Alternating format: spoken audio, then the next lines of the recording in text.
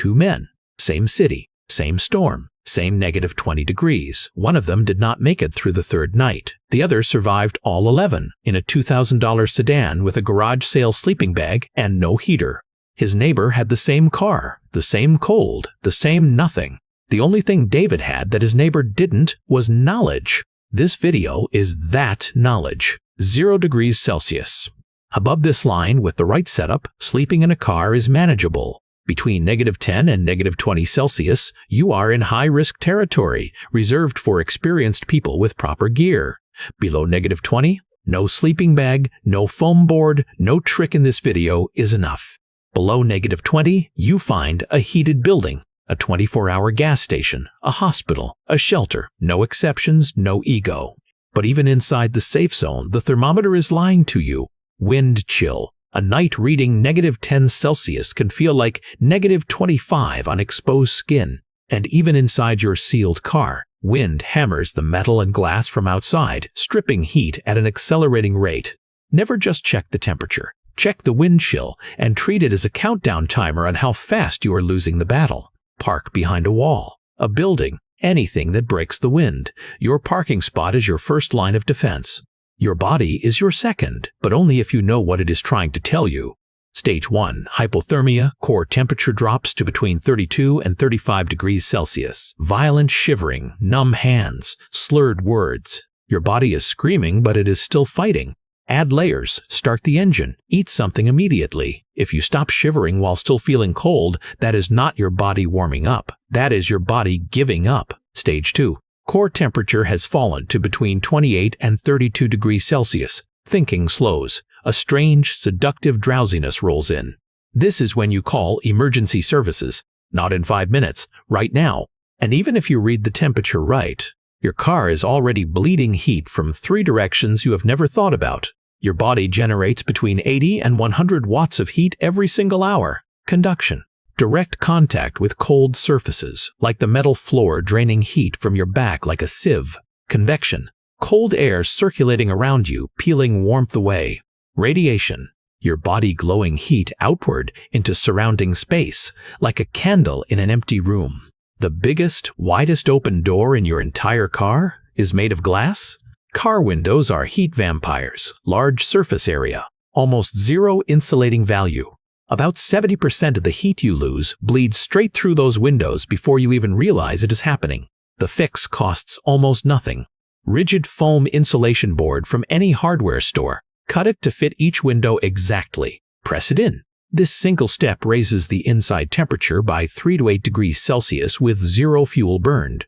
Some people dye one side black. From outside it looks like tinted glass. Invisible, warm, private. But the floor beneath you is the silent killer.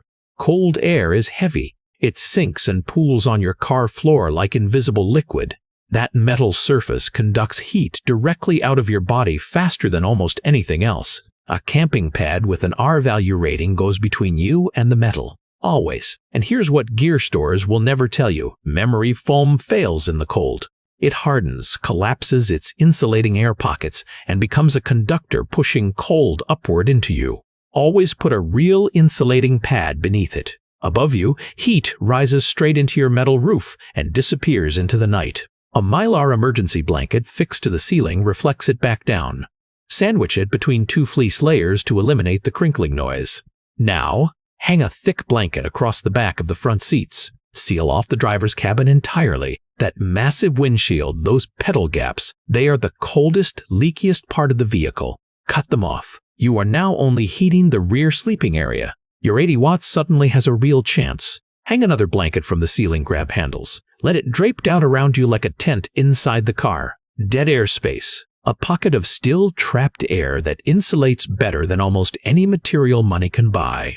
You are no longer sleeping in a car. You are sleeping in a cocoon, tucked inside a car. But seal that cocoon too perfectly, and it will quietly turn against you before morning.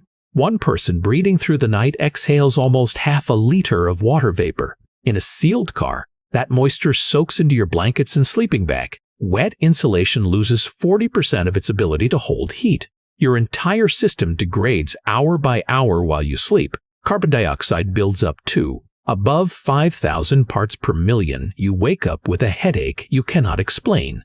The answer feels wrong. Crack a window, just 5 to 9 centimeters. That gap carries moisture and carbon dioxide out while costing you only a fraction of your warmth. But here is a refinement almost nobody talks about. Instead of cracking the window bare, hang a small piece of heavy fabric, a cut of fleece, a folded bandana, anything dense enough to slow airflow, directly over that gap on the inside.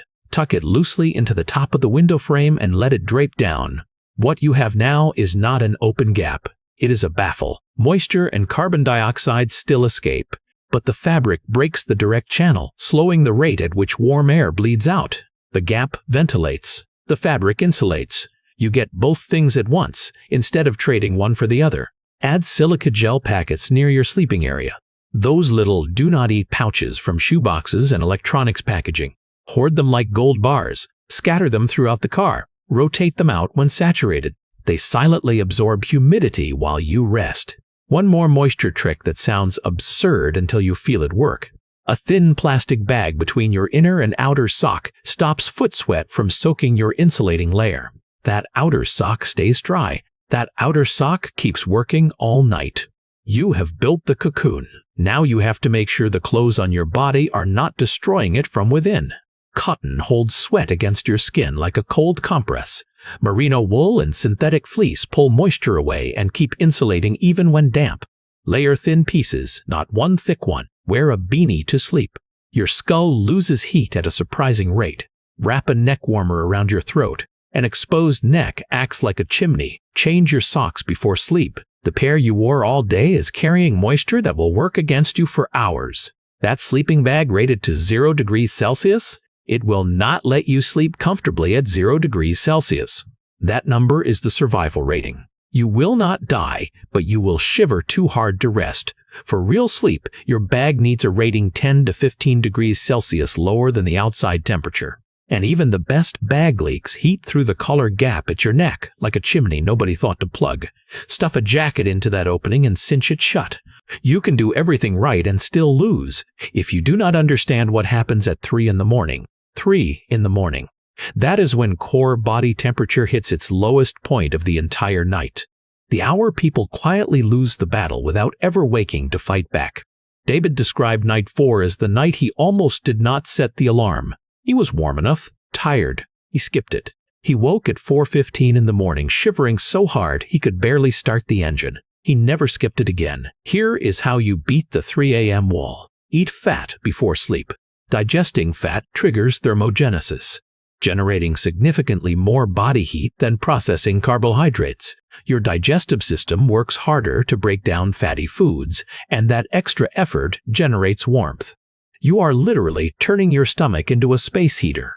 Peanut butter, cheese, sardines, coconut oil. Eat these 30 to 60 minutes before sleep and you light a metabolic furnace that burns for 4 to 6 hours. Not bad for a $2 jar of peanut butter. Set an alarm for 3 a.m. When it goes off, eat a handful of almonds without sitting up. Your metabolism reignites. You fall back asleep warmer than you went down. At negative 10 degrees Celsius, that is not a small thing. Do not drink alcohol. It dilates your blood vessels, brings blood to your skin's surface, feels warm for 20 minutes. Then you are radiating heat into the cold air like a broken radiator. People have died thinking whiskey would save them. Do not drink liquids before sleeping. And do not hold your urine. Your body burns real energy keeping a full bladder warm. Use a sealed container inside the vehicle. Do not open the door. One door opening at 3 a.m. destroys an hour of accumulated warmth in seconds. This is not embarrassing. This is how the people who survive think about it. The hot water bottle is the most underrated weapon in this system. Fill a heat-resistant bottle with boiling water. Wrap it in a thick sock. Place it between your thighs, against the femoral artery. Blood flowing through that artery carries heat throughout your entire body. Your circulatory system becomes a central heating network from one bottle that costs nothing. If you have electricity, a 12-volt or USB electric blanket transfers heat through conduction, far more efficient than any space heater blowing warm air. Even power tool batteries can run a heated vest through an entire night. And where do you recharge? Public libraries. Car sleepers spend hours during the day reading while their batteries quietly fill up at the outlet under the desk. Free electricity. Warmth. And you might accidentally learn something. There is one more thing that can kill you in a cold car, and it has nothing to do with temperature. Before you ever start the engine, check one thing. Verify your exhaust pipe is not buried in snow or blocked by debris. A blocked pipe sends carbon monoxide into the cabin, invisible, odorless, lethal within minutes. Install a battery-powered carbon monoxide detector. If you run the engine 15 minutes maximum, once per hour, set the alarm. Never fall asleep with the engine running. Approximately 430 Americans die every year this way. Some experienced car sleepers park facing downhill so exhaust flows away from the vehicle. Others position into the wind for the same reason. These are not paranoid habits. These are what separate the people who make it from the ones who do not. Most people think about what they bring into the car. Almost nobody thinks about where they park it. Your parking spot is not just a place to sleep. It is a piece of equipment. Park directly behind a 24-hour laundromat. Industrial dryers running all night superheat the back wall until it radiates warmth like a campfire. Free, passive, all night. Underground parking structures hold temperature at around 12 degrees Celsius regardless of what the sky above is doing. The thermal mass of earth and concrete surrounds you on every side all night long. This single decision is worth more than most gear upgrades. Keep your phone and lithium batteries inside your sleeping bag. Lithium fails permanently when charged while frozen. Your phone is your only connection to help. Protect it with your own body heat. Charge it to 100% every night. Keep your car keys within arm's reach, right next to your hand. Before you close your eyes, identify 2 or 3 heated locations within a 10-minute drive. A 24-hour gas station, a hospital emergency entrance, a diner that opens before dawn, know them by name. And when morning finally comes, that is when most people make their last mistake. Here is something most people never think to do the night before. Take the clothes you plan to wear tomorrow, shirt, jacket, socks, and push them all the way to the bottom of your sleeping bag before you close your eyes. Not beside you, beneath you, deep inside. Your body radiates heat all night long. By morning, those clothes have been sitting in 30 to 35 degree air for 6 to 8 hours. You pull them on, and they are already warm against your skin. No cold shock, no vasoconstriction, no losing the first hour of your morning fighting to warm back up. Start the engine and drive immediately. Most people sit idling for 15 to 30 minutes thinking they are warming the engine. They are not. A modern engine warms fastest under load, meaning under movement. Sitting still, the engine climbs temperature slowly, the heater blows lukewarm air, and you are burning fuel while the cold works its way back in around you. The moment you start moving, combustion load increases, coolant temperature rises faster, and real heat reaches the cabin in a fraction of the time. Motion is not just heat. Motion is the fastest path to heat. But there is one thing. No gear, no technique, no system can replace. Mutual aid groups have developed what they call cold call phone trees. Volunteers send 2 a.m. text check-ins to known car sleepers during freezing nights. A simple "you okay" message that might save a life. The psychological warmth matters just as much as the physical heat. Isolation during cold nights creates a spiral. Knowing another heartbeat is nearby breaks that cycle. A medium-sized dog produces about 50 watts of heat. That is like having a small space heater that also barks at threats. Biological alarm systems wrapped in fur. Here is what David said when someone asked him what he learned from those 11 nights. He did not talk about sleeping bags or foam panels or hot water bottles. He said, "I learned that the people who made it through were not tougher than the ones who did not. They were just less alone in what they knew and in who they told." That is what this is, not a list of tips. A body of knowledge built by real people in real winters, passed from person to person, because survival was never meant to be figured out alone. The cold does not care how tough you are, but it cannot touch what you know, and now you know. Thanks for watching the last chapter. Hit subscribe. David would have wanted you to.